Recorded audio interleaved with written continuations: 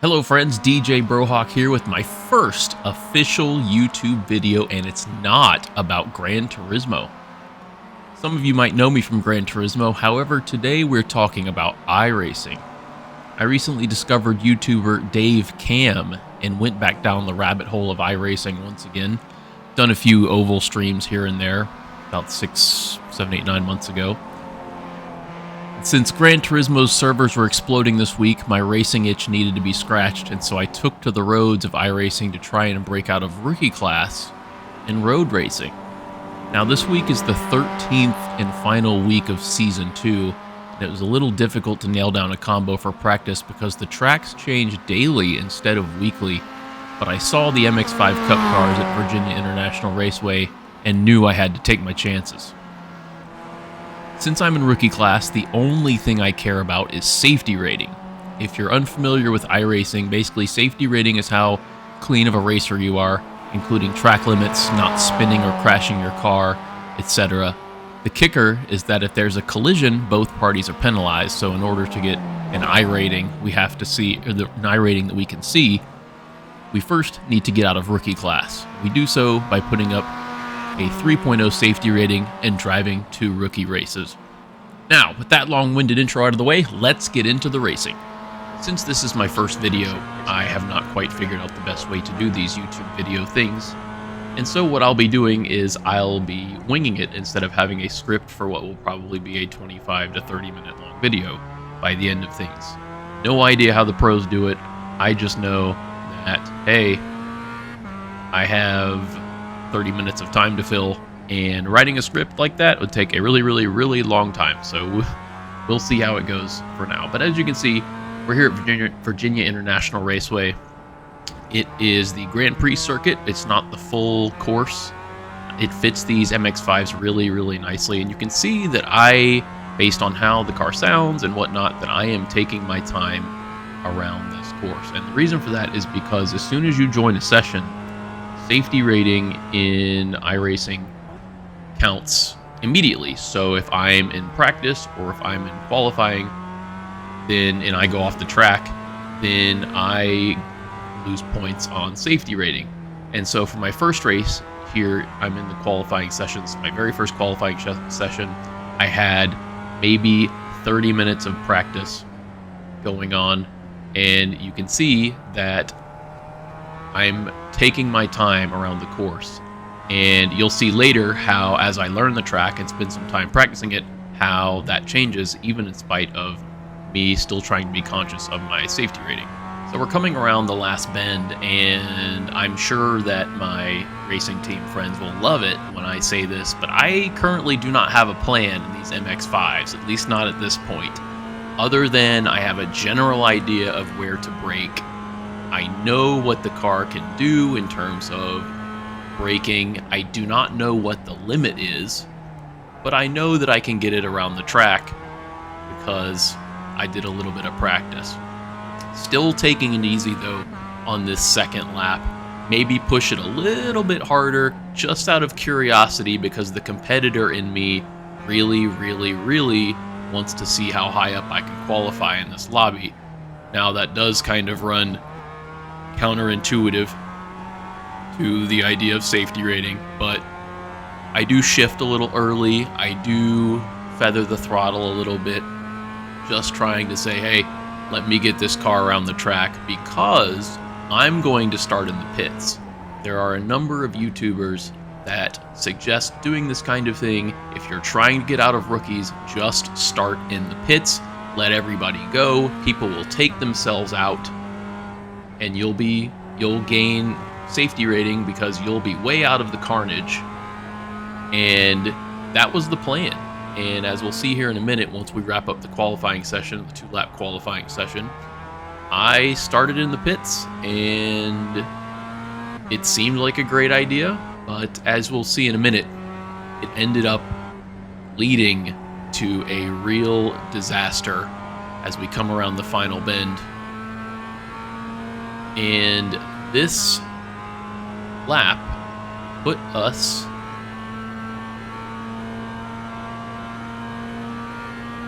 in P3. So I knew that I had decent pace for this lobby. This was my first ever road race. I really had not messed with the road races at all. The only experience I had in iRacing pretty much was ovals, and those are pretty simple. So getting into an MX-5, using cockpit only, me in Gran Turismo using roof cam or hood cam, depending on what you want to call it, this is very different for me. 2 liters left. So we're starting from the pits. The thing about the pits at this track is that where you start and the pits are right next to each other, and so you really aren't that far behind once the pits allow you to escape. And so for me, I ended up giving myself a little bit more space, knowing there could be some carnage. But since this was my first race, I really did not know what to expect. And so my first goal is get the car around the track without any kind of incidents. Well, fortunately for me, the carnage started almost immediately. As we go around this bend, you can see the smoke, you can see a car sideways, and suddenly it becomes a near destruction derby as I am bobbing and weaving my way around traffic, passing a good 6 or 7 cars here. And we're going to go to a replay of this, and you will see as I emerge from the traffic here, a blue car ends up behind me, and I'm here to tell you that that blue car is the person that started on pole in a good 2 seconds faster than me.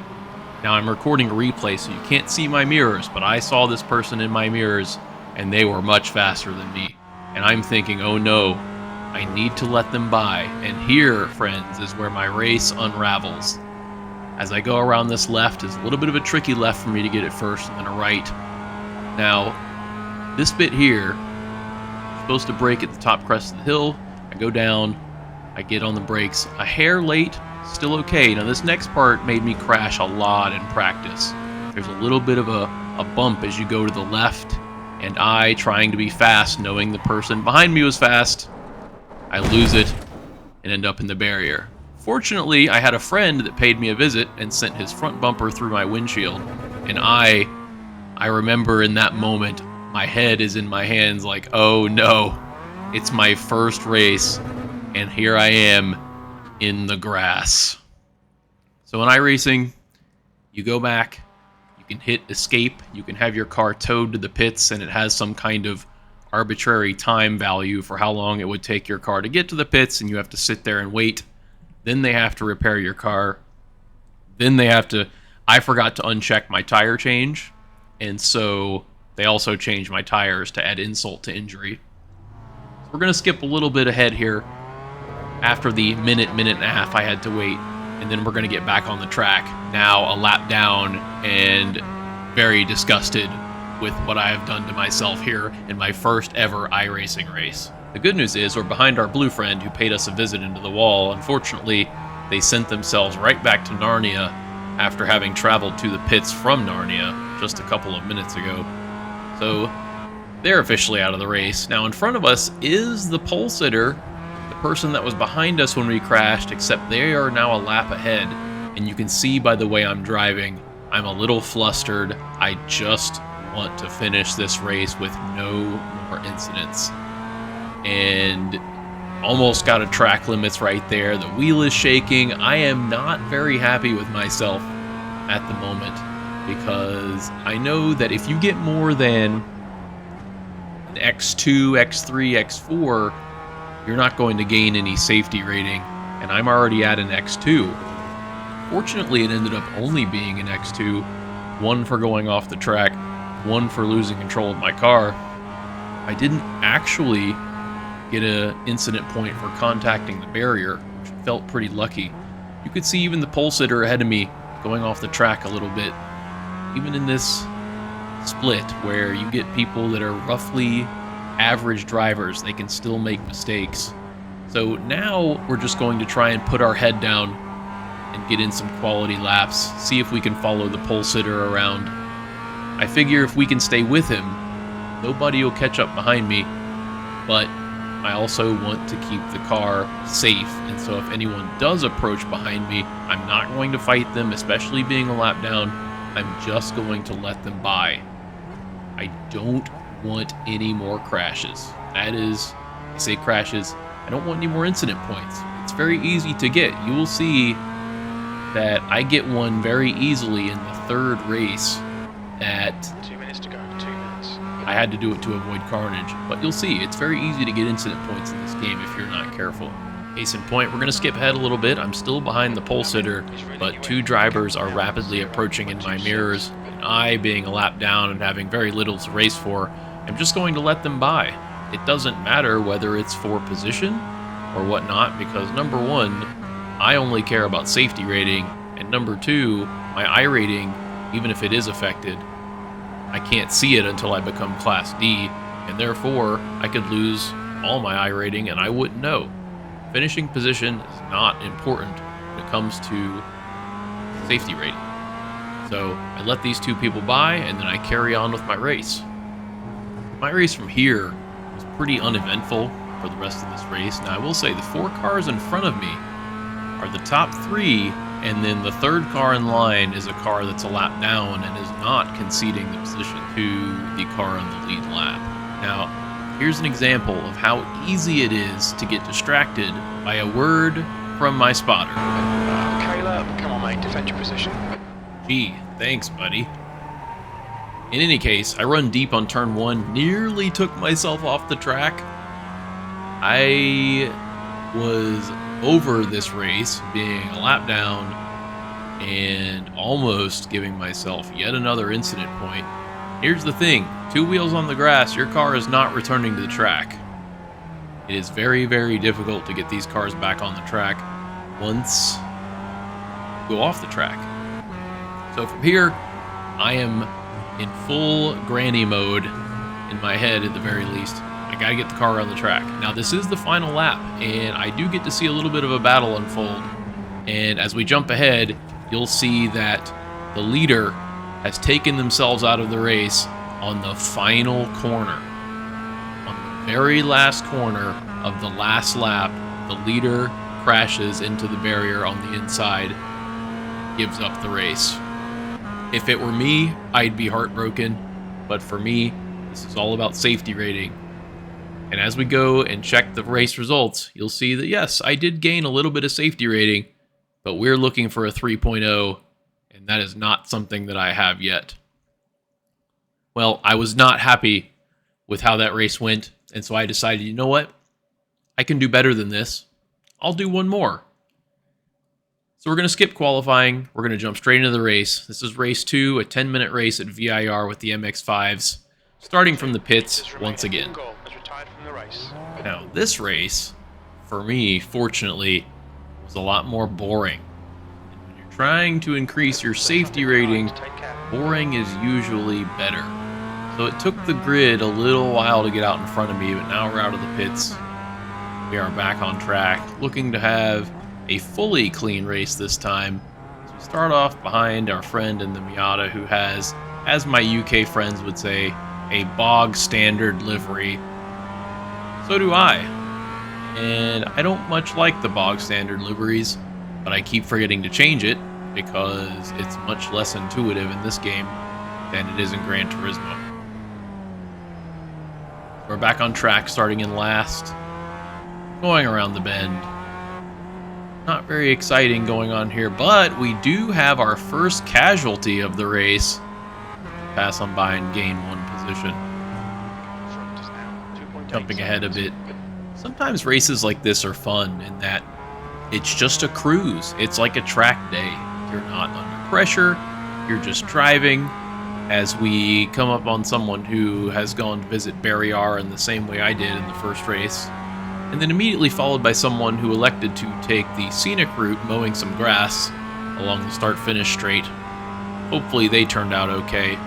Fortunately, they stayed far away from us, and our race continues as we follow along our fellow bog standard livery user.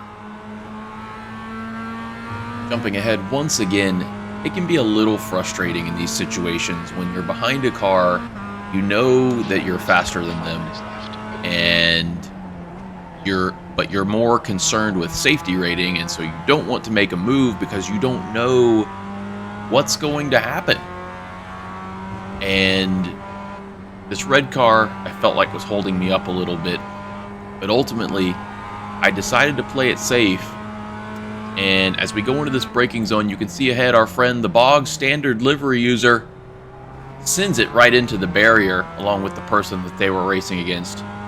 That's given us 2 more free positions, and all we've done is follow someone around as our friend in the red car either gets out of our way because they knew that we were faster than them, or they made a mistake into that final turn, which really was a tricky turn for this course for not just myself but a lot of others.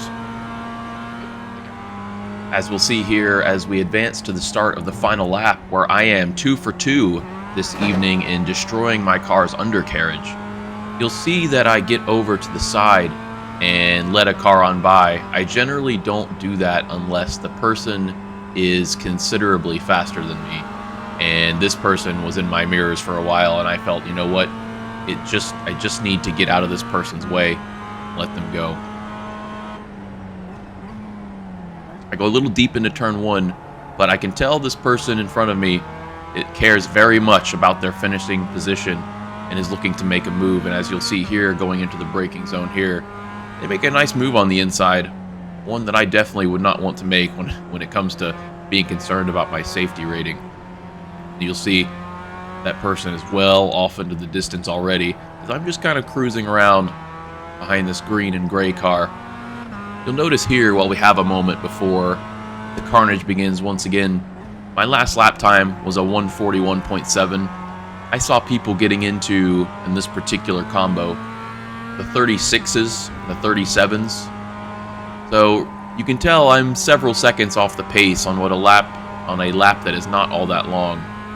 So I know there's plenty of time to be gained if I really want to push for it, but safety rating does take priority here. We're here getting ready to do the last few corners, and as you'll see right here, our friend who was pushing really hard goes into the barrier along with the white car, along with another black car, and we gain 3 positions on the final corner. That is where our race ends, where we finish in P5. So as you can see, first of all, 0 incident points, which is great. We got a nice chunk of safety rating there. Only need a little bit more to get to 3.0. And also, my fastest lap was a 38.7. The fastest lap in the race was a 37.7. That fellow that crashed toward the end of the race, that was the person who had the 37.7. But you can see that a 38.7 is one of the faster laps in the entire split. And so I knew that I could hang with these folks, that road racing, at least for average drivers, I could hang with them. I could maybe even beat them. So that was kind of encouraging, especially with me having not done road racing prior to this day. And so I thought, you know what? I can get out of rookies with one more decent race. Let me do one more. Now we jump into my 3rd qualifying session. This will be my 2nd and fastest qualifying lap of the evening. And I want you to watch how I attacked the course compared to the first qualifying session I showed earlier in the video. I'm braking later, I'm carrying more speed into the corners, and as you'll see here in a moment, I am starting to get a little risky under braking. Look, I'm almost counter-steering as I go into that left-hander. I'm sure in the moment I was thinking that I was being a moron for trying to push harder, but this is a good example.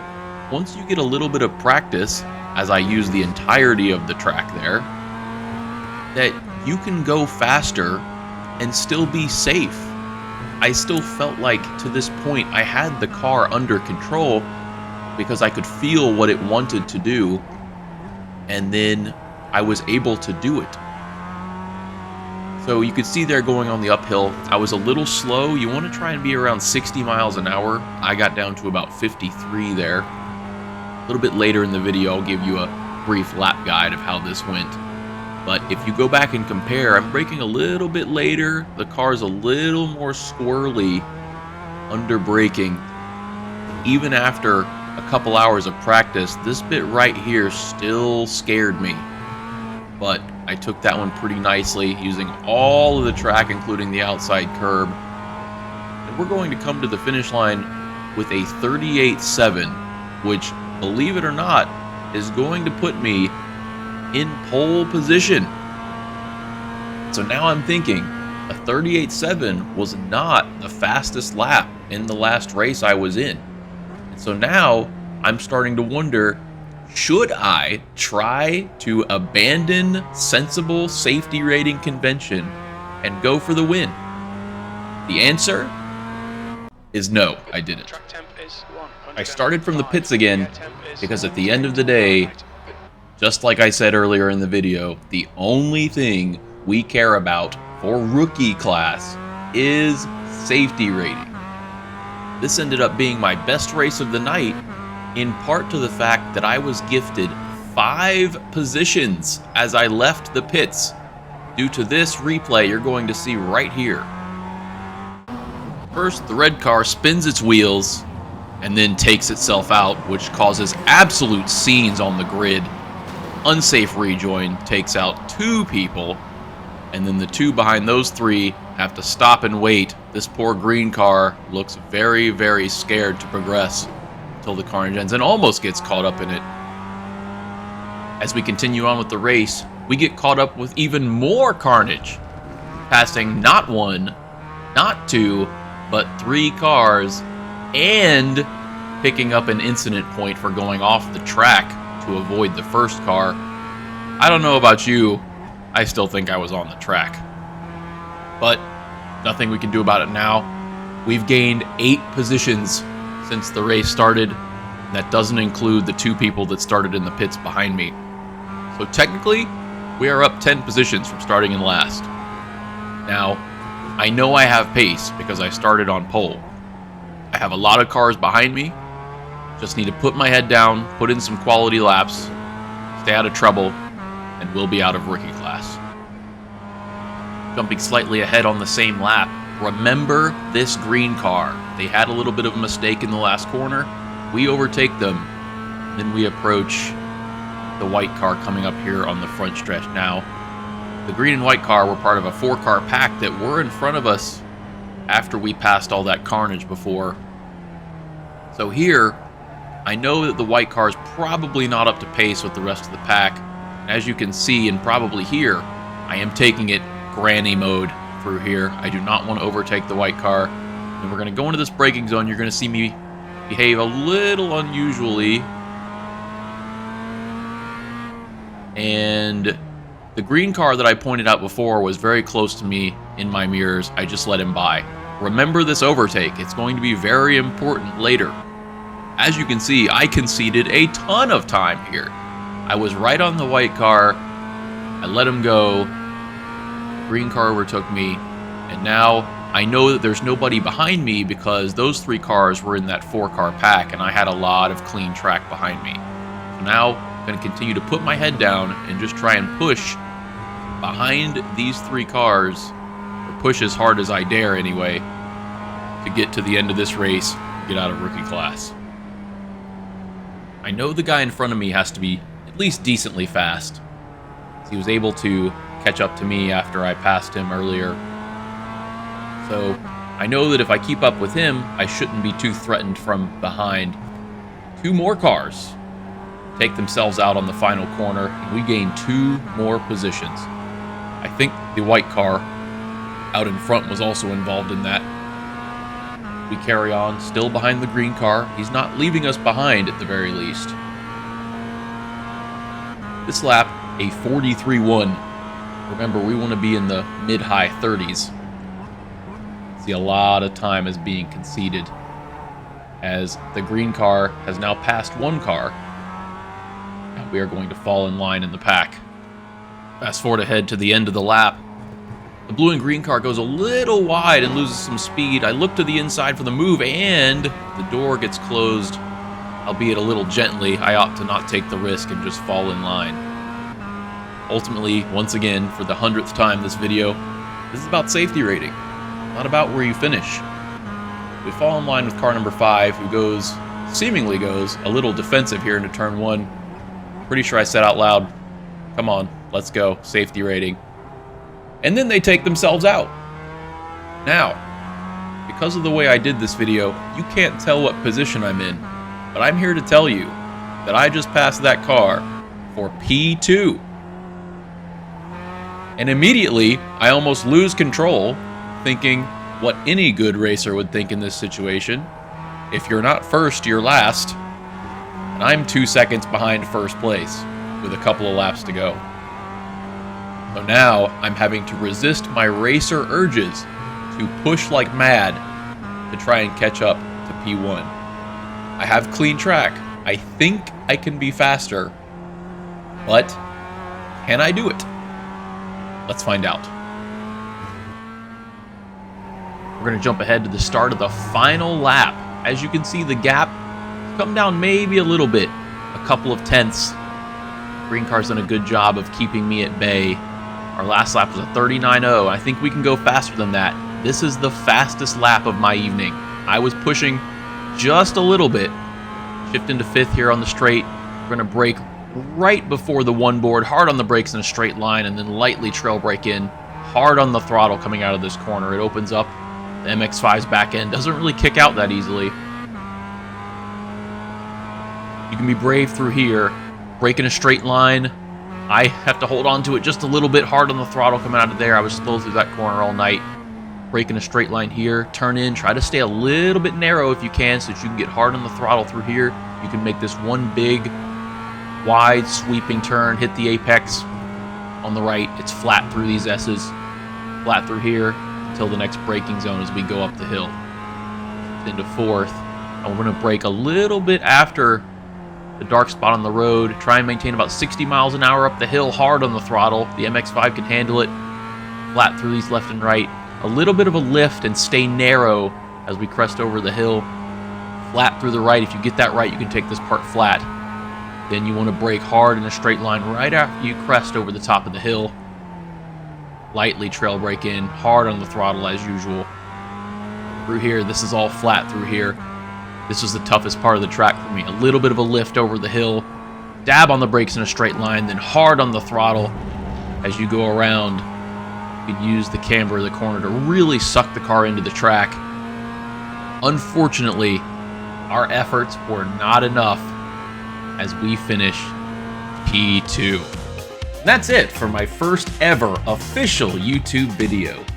I had a ton of fun in making this one. I would really appreciate your feedback, so if you have any feedback or comments, leave me a comment below. If you liked the video, give it a like and subscribe to the channel. There will be more content soon.